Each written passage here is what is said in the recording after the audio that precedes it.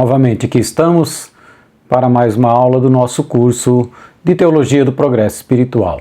Iniciemos com a oração ao Divino Espírito Santo. Divino Espírito Santo, amor do Pai e do Filho, inspirai-me sempre o que devo pensar, o que devo dizer, o que devo calar, o que devo escrever, como devo fazer para obter a vossa glória, o bem das almas e minha própria santificação. Glória ao Pai, ao Filho e ao Espírito Santo, como era no princípio, agora e sempre. Amém. Bem, da mesma forma que na videoaula anterior, falaremos do assunto conexo com a penitência, que é a mortificação, que também, em larga medida, é esquecida por uma grande parte da igreja. Certa vez, dei aula para catequese de adultos. Em uma reunião de catequistas, falei sobre o tripé do progresso da vida espiritual, que seria a oração, a mortificação e a vida sacramental. E logo a seguir, uma catequista interpelou perguntando o que era mortificação. E ela era catequista, ou seja, nem sequer sabia a palavra, talvez até praticasse alguma coisa, mas não sabia, ou seja, não tinha conhecimento nenhum. E é sobre esse tema da mortificação que trataremos na aula de hoje. Assim como a penitência, a mortificação ajuda também na expiação das faltas passadas, né? Na satisfação dos pecados passados, né? Mas a finalidade primordial da mortificação não são tanto as faltas passadas, mas é se precaver, ou seja, é criar uma proteção para o nosso autodomínio para o futuro, para que não pequemos mais, diminuindo com isso assim o amor das coisas prazerosas, que é sempre a fonte dos nossos pecados. Então somos muito atraídos pelas coisas prazerosas, por aqueles que nos dão alguma satisfação, e isso origina pecados. Então a mortificação procura diminuir o ímpeto dessas paixões, dessas inclinações para o mal. A mortificação, mesmo na Bíblia, nos Evangelhos e no Novo Testamento, ela recebe diversos nomes. No Evangelho de São Lucas, capítulo 14, ela vai ser chamada com o nome de renúncia, né? Então, Jesus vai dizer: do mesmo modo, portanto, qualquer de vocês, se não renunciar a tudo que tem, não pode ser meus discípulos. Então aqui ela é uma renúncia, ou seja, um desprendimento dos bens exteriores para que se possa seguir Jesus. É apresentada nesse sentido de renúncia. Mas também, no mesmo Evangelho de Lucas, no capítulo 9, ela é colocada como uma abnegação ou uma autorrenúncia. Jesus vai dizer: se alguém quer vir após mim, renegue-se a si mesmo. Tome cada dia sua cruz e siga-me. Então, é Jesus falando agora de renunciar a si próprio. Então, é auto-renúncia e abnegação. Ela é chamada também de mortificação propriamente dita. E isso está lá em Colossenses e também em Romanos. Em Colossenses, vamos ler: mortificai, pois, os vossos membros no que tem de terreno. Mortificai, mortificação. E na carta de São Paulo aos Romanos: se pelo Espírito mortificardes as obras da carne, vivereis. Então, mortificar as obras da carne, viveremos. Mortificação. Também, a mortificação é conhecida pelo nome de crucificação da carne e de suas concupiscências. Na carta aos Gálatas, São Paulo vai dizer: pois os que são de Jesus Cristo crucificaram a carne com as paixões e concupiscências. Então, crucificação da carne. E também a mortificação é tratada pelo nome de morte e sepultamento. Então São Paulo aos Colossenses vai dizer: porque estáis mortos e a vossa vida está escondida com Cristo em Deus. E também na carta aos Romanos vai dizer: fomos, pois, sepultados com ele na sua morte pelo batismo. Todos esses nomes podem ser resumidos na palavra mortificação. Além disso, também tem mais alguns. Do despojamento do homem velho. São Paulo aos Colossenses vai dizer: vós vos despistes do homem velho com seus vícios e vos revestistes do novo. E ainda também a mortificação é usada como sinônimo de luta, de esforço. São Paulo vai dizer na carta a Timóteo, na 2 Timóteos, né? Combati o bom combate. E também em 1 Coríntios: castigo o meu corpo e o mantenho em servidão, de medo de vir eu mesmo a ser excluído depois de eu mesmo ter pregado aos outros. Vejam a abrangência disso, só por aí já podemos dimensionar, né, a importância que existe a mortificação na vida cristã. Mas existem outras expressões mais modernas que falam em reformar-se, ou governar-se a si mesmo, ou então educar a vontade, ou então orientar a alma para Deus. Todas essas expressões novas aí, elas estão corretas desde que se saiba. Veja que elas têm muito mais um conceito de finalidade, né? Reformar-se, a mortificação visa reformar-se. Governar-se a si mesmo, claro, ela visa isso. Educar a vontade, também, disciplinar a vontade. E orientar a nossa alma para Deus. Tudo isso é a finalidade da mortificação. Então, essas expressões sim estão corretas, desde que não se perca de vista que é impossível reformar-se e governar-se a si mesmo sem combater e mortificar as más inclinações que existem em nós. Ou seja, sem esse combate, essa luta, esse esforço que nós vimos lá nos outros conceitos de mortificação que estão na Bíblia. E também não podemos perder de vista que educar a vontade não é possível sem mortificar e disciplinar os apetites inferiores, as nossas más inclinações, os nossos sentidos exteriores, os nossos sentidos interiores, as nossas faculdades, como a gente vai ver nas próximas aulas. Né? E que também não é possível orientar-se para Deus, ou seja, ter uma vida completamente dedicada a Deus como fim último e único objetivo da vida, se não nos desapegamos das criaturas, nos despojemos dos nossos próprios vícios. Então é o desprendimento, é o desapego das criaturas que também está no conceito de mortificação. Ou seja, é preciso que se una esses dois aspectos. Mostrar o resultado, sim, reformar-se, educar à vontade, mas não dissimular, não querer com isso dissimular o esforço que se deve fazer para atingir esse resultado. Então é só apenas uma questão de um pouco de cuidado, tendo em mente que o que significa, o que está por trás da palavra reformar-se, governar-se a si mesmo. Então, podemos entender que a mortificação é, antes de tudo, uma luta contra as más inclinações para submeter o nosso ser à nossa vontade, e esta a Deus.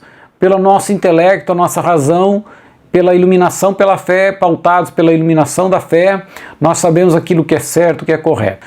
Então o nosso entendimento diz a vontade, isso é certo, é a vontade. Mas a vontade inclina-se sempre para o que é prazeroso, para o que satisfaz, e por isso às vezes se rebela. Então a mortificação é um meio para submeter essa vontade à vontade de Deus, submeter essas más inclinações nossas a nós mesmos, ou seja, termos domínio próprio, para daí podermos entregarmos com eficácia a Deus. Então, a mortificação claramente, ela é um meio, não é uma finalidade. A finalidade é rumar para Deus, orientar-nos para Deus, como já dissemos. Mortificamos-nos, né, então, para viver uma vida mais elevada, né, uma vida de união com Deus. Desapegamos-nos dos bens materiais para melhor possuir os espirituais, sempre como meio. Renunciamos a nós mesmos para possuir a Deus, né, desprezando a nós mesmos, possuindo Deus. Lutamos, ou seja, um sinônimo de luta, de esforço para conquistar a paz. Morremos para nós mesmos somente para viver a vida de Cristo, uma vida em Deus. Então, a finalidade é sempre a união com Deus, a finalidade da mortificação. Daí que surge a real necessidade da mortificação. Ela é necessária tanto para a salvação como para a perfeição, assim como já falamos sobre isso na penitência. Sobre a necessidade para a salvação, podemos ver no Evangelho de Mateus, no capítulo 5, Jesus vai dizer: se o olho direito leva você a pecar, arranque-o e jogue-o fora. É melhor perder um membro do que o seu corpo todo ser jogado no inferno. Ou seja, se há uma inclinação sua que te leva a pecar, seja radical em extirpá-la, em rechaçar, para que não seja jogado você um dia, seja condenado ao inferno. E na carta de São Paulo aos Romanos, de fato, se viverdes segundo a carne, haveis de morrer. Mas se pelo Espírito mortificardes as obras da carne, vivereis. Ou seja, na medida em que mortificamos as nossas más inclinações, chamadas as obras da carne, os nossos inimigos espirituais, que a gente já viu, né? O mundo, o demônio e a carne, que se não mortificarmos, não teremos uma vida em Deus. A verdade é que se a gente não tiver o cuidado de mortificar a carne, essa tríplice concupiscência, como tantas vezes falamos nas aulas iniciais desse curso, que permanece em nós depois do pecado original, depois da nossa restauração em Cristo, estimulada ainda essa tríplice concupiscência pelo mundo e pelo demônio, isso nos arrasta ao mal e coloca um risco à salvação. Daí vem a necessidade também para a salvação. Mas é mais ainda necessária para a perfeição, porque ela decorre da própria natureza da perfeição. Nós vimos lá nas videoaulas de 15 a 17, falamos 3 aulas sobre a perfeição da vida cristã, e vimos que a perfeição no fundo consiste no amor a Deus levado até o sacrifício e imolação de si mesmo, nos sacrificarmos por Deus. Então tem os dois lados, o lado do amor a Deus e o lado da crucificação, do lado do imolar-se, que está estreitamente ligado com a mortificação e a penitência. Então é aquela passagem que já dissemos: se alguém que quer vir após mim, renegue-se a si mesmo, tome cada dia a sua cruz e siga-me. Vejam que o livro da imitação de Cristo vai dizer: os que fazem mais progresso na virtude são os que se esforçam mais varonilmente em combater tudo que é mais contrário às suas inclinações. Então, quer progredir mais rápido? Esforça-te para combater mais varonilmente tudo que é contrário a Deus, tudo que é mais contrário às inclinações, ou seja, ir contra a si mesmo. Então, como a gente falou, né, a finalidade da mortificação é unir-nos a Deus. Todavia, isso não é possível sem que antes nos desapegarmos de tudo que é desordenado, né, nas criaturas e também as nossas más inclinações. Não vamos conseguir nos unir a Deus. Na verdade, o Espírito Santo que recebemos no batismo, né, ele sempre nos inspira a buscar desapego, a buscar a humildade, a buscar a simplicidade, até mesmo a pobreza, a buscar até a penitência e a mortificação. Por outro lado, né, a nossa carne, o nosso corpo deseja honra, deseja prazer, deseja riquezas, e muitas vezes somos inclinados a isso. Então há entre nós essa luta incessante entre aquilo que sabemos que é o correto, que Deus nos inspira a fazer, mas aquilo que o nosso corpo nos pede, que o corpo, o nosso intelecto nos pede, porque o prazer não é só físico, é também prazer intelectual, de vaidade, de honra, de glória. Se não nos empenharmos nessa luta incessante, não vamos conseguir manter a fidelidade a Deus, sem essa renúncia, sem esse esforço, né? Então a alma que não se mortifica, em pouco tempo apega-se desordenadamente às criaturas e aos prazeres. Ela começa a ceder um pouquinho aqui, um pouquinho lá, e vai deslizando devagarzinho. E o problema é que isso nunca é de uma vez só, é sempre muito aos poucos. Não pense que Satanás vem nos mostrar um saco de açúcar, diga: come esse saco de açúcar. Você sabe que faz mal, não vai comer um saco de açúcar. Mas ele nos dá uma balinha. Nos dá uma balinha, é doce, muito bom, não é pecado, não tem nada a ver, pensamos assim, e aí comemos mais uma balinha e mais outra, e de repente comemos o saco de açúcar, deslizamos para o pecado, que era justamente a finalidade que ele queria. Então, se cedemos sempre por prazer, né, sem negar as coisas até mesmo permitidas, né, formamos um hábito que nos domina. Então esse hábito vai nos dominar e com isso não conseguimos resistir às tentações, porque estamos tão acostumados a deixar-se dominar por um hábito que é quando a tentação é mais forte não temos força para vencer. A nossa vontade está enfraquecida, porque não exercitamos a ir contra a nossa vontade para fazer a vontade de Deus. E por isso o Padre Tanqueray vai dizer de maneira peremptória, né, maneira forte: devemos nos convencer de que não há possibilidade de perfeição nem de virtude sem mortificação. Vou repetir: não há possibilidade de perfeição nem de virtude sem mortificação. São as palavras do Padre Tanqueray, muito verdadeiras. Agora, a mortificação sempre nos parece uma coisa dura, áspera, difícil, mas na verdade ela é uma fonte de bens quase indizíveis, indescritíveis. São Paulo aos Coríntios vai dizer: estou cheio de consolação, transbordo de gozo em todas as tribulações, as nossas tribulações. E a imitação de Cristo vai confirmar e diz assim: da cruz dimanam as suavidades celestes, a fortaleza da alma, a alegria do espírito. Quem na verdade assume a cruz com verdadeira abnegação, com verdadeira vontade, começa a encontrar consolações em Deus muito fortes e muito grandes, de tal forma que é quase paradoxal, né? Uma coisa quase parece até contraditória, né? Porque em princípio os sofrimentos e abnegações deveríamos levar à melancolia, à tristeza, etc.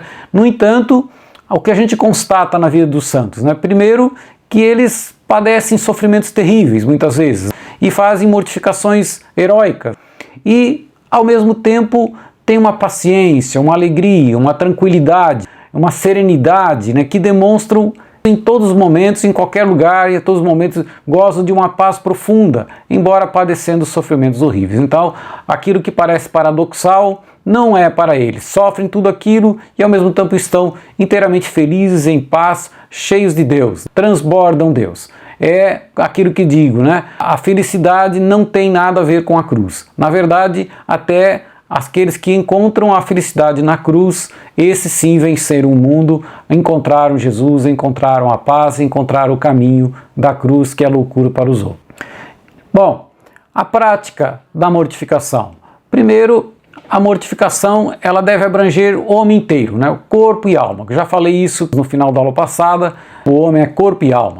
Então, quem não está inteiramente disciplinado torna-se para si mesmo ocasião de pecado, porque não se domina a si próprio, nem pode dar-se a Deus, que se não sou dono de mim mesmo, não consigo dar o que eu não tenho, ou seja, não sou dono de mim. Então eu posso até fazer uma oração bonita, e é muito válida até reforçar sempre essa oração, mas tendo essa consciência, tenho que me dominar melhor, tenho que fazer isso e pedir a graça de Deus para que isso aconteça, e ao mesmo tempo dar a resposta, exercitando na mortificação.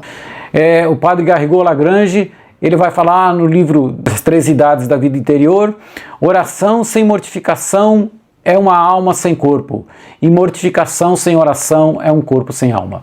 Ou seja, as duas coisas, oração e mortificação, devem caminhar juntas. No fundo, a gente sabe que é a nossa vontade que peca. Ou seja, é ela que adere a uma inclinação interior que vai dizer eu quero fazer aquilo independente da vontade de Deus. Mas essa vontade ela tem como que cúmplices. Ou seja, instrumentos que é o nosso corpo e os nossos sentidos que clamam à vontade que se faça que ceda aquele prazer, aquela satisfação pessoal, aquele apego à criatura, aquela paixão, etc, etc. Então, o tempo todo o intelecto dizendo isso não está correto, quando está bem formado, obviamente, né? E ao mesmo tempo o corpo tendendo para uma satisfação pessoal, né? E aí acaba a vontade cedendo, que é a única que peca. Então, a mortificação visa combater esse prazer, a satisfação pessoal. Primeiro, tem que esclarecer que o prazer em si não é um mal. Ao contrário, é um bem quando está subordinado ao fim para o qual Deus o criou. Então, o prazer na alimentação, ele é um bem. É até um incentivo para que nós nos alimentemos e com isso estejamos nutridos. E também o prazer sexual a fim de incentivar até a própria reprodução. Agora, o prazer não é um fim também. O prazer também é um meio. Um grande problema do mundo é fazer do prazer um fim. O prazer não é um fim, é um meio. Ou seja, é desejar esse prazer em si mesmo, né? Sem relação com a obrigação. Quando menos é um perigo. Ou seja, não é que não possa ter uma satisfação, até por uma recriação, até para revigorar as forças, mas há que se cuidar bastante para não se criar o apego. Então, a mortificação consiste, em primeiro lugar, privar-se dos prazeres maus, ou seja, aqueles que levam ao pecado, obviamente. Depois, renunciar àqueles prazeres perigosos, para não se expor ao pecado. Então, são prazeres que eu sei que pode me levar a algo pecaminoso mais cedo, mais tarde, ou até quase imediatamente. Então, eu busco me privar deles para evitar pecar novamente. E a mortificação consiste, inclusive, na abstenção de prazeres lícitos, para melhor assegurar esse império da vontade. Então, eu aprendo, por exemplo, na hora da refeição, a privar-me de alguma coisa que eu gosto, ou a comer alguma coisa que eu não gosto. E com isso, vou exercendo esse domínio para mim mesmo, sobre mim mesmo. Então aprendo a acordar um pouco mais cedo, dormir um pouco mais não é pecado, mas me privar um pouco do sono para exercer esse domínio contra o meu corpo e assim por diante. Em relação à prática da mortificação, diríamos ainda que ela deve ser feita sempre com prudência e com discrição. Com prudência, né? Porque ela deve ser condizente com as nossas forças físicas, também com nossas forças morais. Veja que alguém que é fraco não vai conseguir levantar talvez um peso de 20 quilos, mas depois que ele se exercita, faz um pouco de exercício, ele consegue levantar o peso de 20 quilos com muita tranquilidade. Então, No início da nossa vida espiritual, do progresso espiritual, devemos escolher uma mortificação que esteja compatível com as nossas forças. Não consigo rezar o rosário diariamente? Também a oração é a mesma coisa. Começa com uma pequena oração, com menos tempo. Não consigo fazer o jejum de um dia todo? Faço uma janta, faço apenas uma abstinência de carne, faço uma coisa leve que eu sei, isso eu consigo, isso é fácil para mim. Com um pouquinho de esforço eu sei que consigo tranquilamente. Então escolha isso. Depois de se habituar, então vamos incrementar, vamos aumentar isso aí, até que a vontade esteja fortalecida e isso se torna fácil. E se torna mesmo. A pessoa vai se habituando e vai se tornando cada vez mais fácil. Então é preciso administrar as forças morais, para não se impor no início assim privações excessivas. Normalmente, quando a pessoa coloca uma privação excessiva muito grande, vou fazer jejum 3 dias seguidos, ela acaba desistindo logo e pior, abandona tudo. Pensa que não consegue e acaba abandonando tudo. São Francisco de Sales vai dizer: estamos expostos a grandes tentações em 2 estados, quando o corpo está demasiadamente nutrido ou excessivamente abatido. Então, nos 2 casos, acabamos sendo tentados excessivamente, muito mais do que deveríamos. Então, a prudência é você regular conforme a sua capacidade. E uma vez que não regulei, que fiz aquilo, deixei tudo, acabamos caindo na tibieza, o que é muito pernicioso.